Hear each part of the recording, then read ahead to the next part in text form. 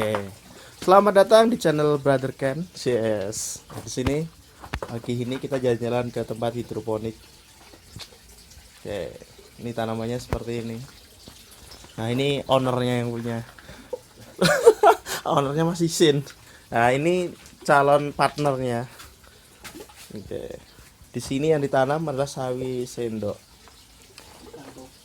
kangkung, dan juga selada ada di belakang ya. Ini bayam juga ada. Oke. Untuk sistemnya, sistem pengairannya, akhirnya cuman sistem pengairan. Di situ ada apa namanya itu? Untuk sistem pengairannya kita pakai pompa. Berapa kapasitas pompanya itu, Mas? Itu ketinggian maksimalnya 4,5 meter, tapi kan instalasinya nggak sampai 4 meter. Terus dayanya sekitar 90 watt. Di situ ada satu pipa lagi, peralon lagi yang balik ke tandon, itu yang buat backflow. Fungsinya buat menambah kadar oksigen dari air nutrisi yang disirkulasi. Jadi ini sistemnya air naik dari sini ke atas, dipecah ya, baru dialirkan ke masing-masing hidroponik ya.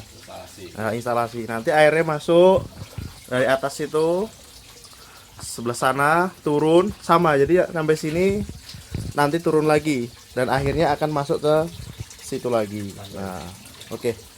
Untuk masa panen ini sekitar berapa hari?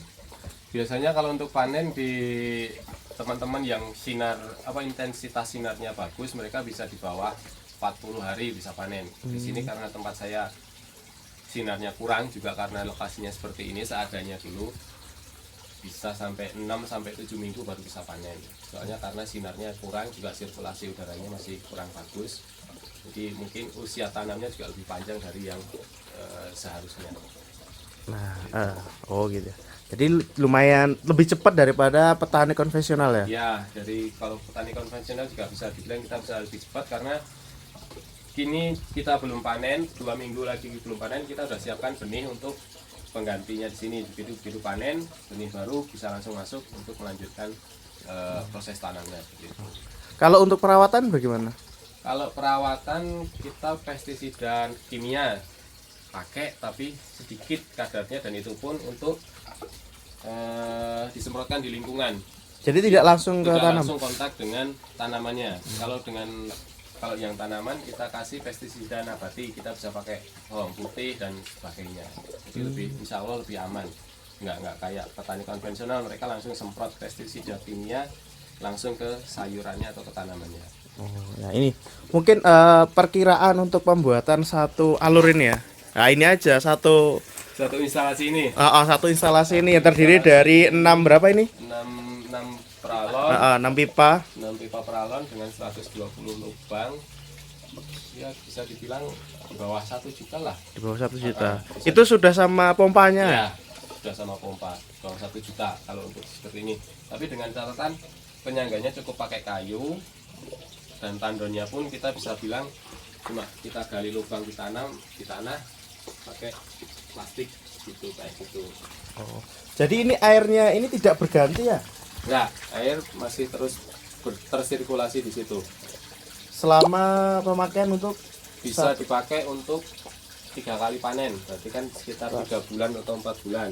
Dan nanti kalau airnya berkurang, kita tambah lagi air baru, terus otomatis kandungan nutrisinya akan berkurang. Kita tambah lagi nutrisi AB mixnya, disesuaikan dengan kebutuhan tanaman yang diperlukan. Ya. Berarti lumayan simpel dan tidak merepotkan ya? Ya. Oh ini nih, ini apa ini yang di atas ini? Nah, ini namanya yellow thread. Ini kita bisa bikin macam-macam versinya. Ada yang dari botol bekas bisa, atau dari papan juga bisa. Ini fungsinya untuk menangkap serangga.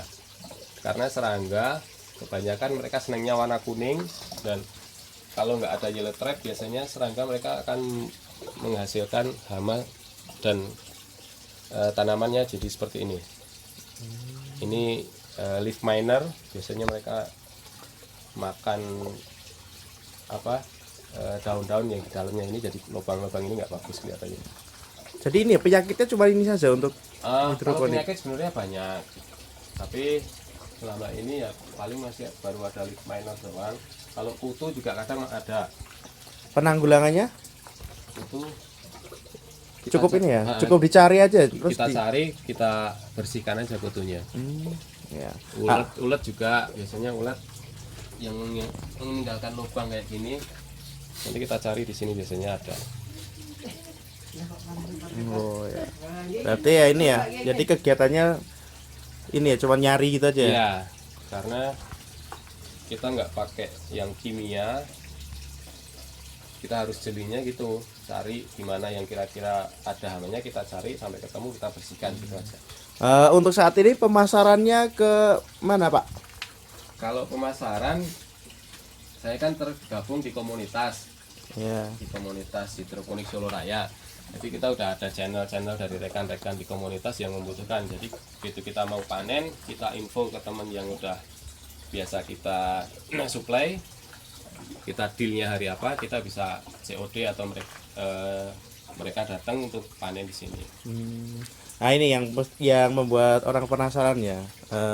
Untuk harga bagaimana? Nah, kalau harga kan bervariasi dari setiap petani, mereka punya range harga sendiri-sendiri.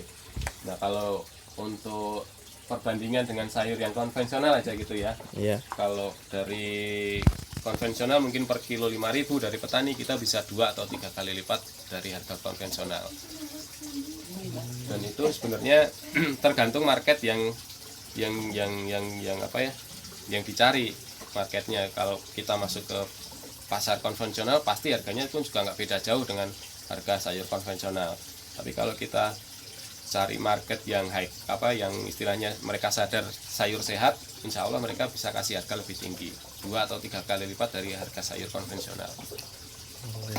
Lumayan sangat menjanjikan ya sebenarnya Ya, kalau ditekuni. tapi kadang ya itu kalau petani-petani konvensional yang belum tahu dasar dan ilmunya, mereka kadang menyerah, terlalu membuat pusing mereka, karena mereka belum jalanin, belum tahu ilmunya, mereka udah bilang pusing gitu. Jadi kalau daerah sini sedikit yang tertarik untuk melakukan tanam hidroponik ini.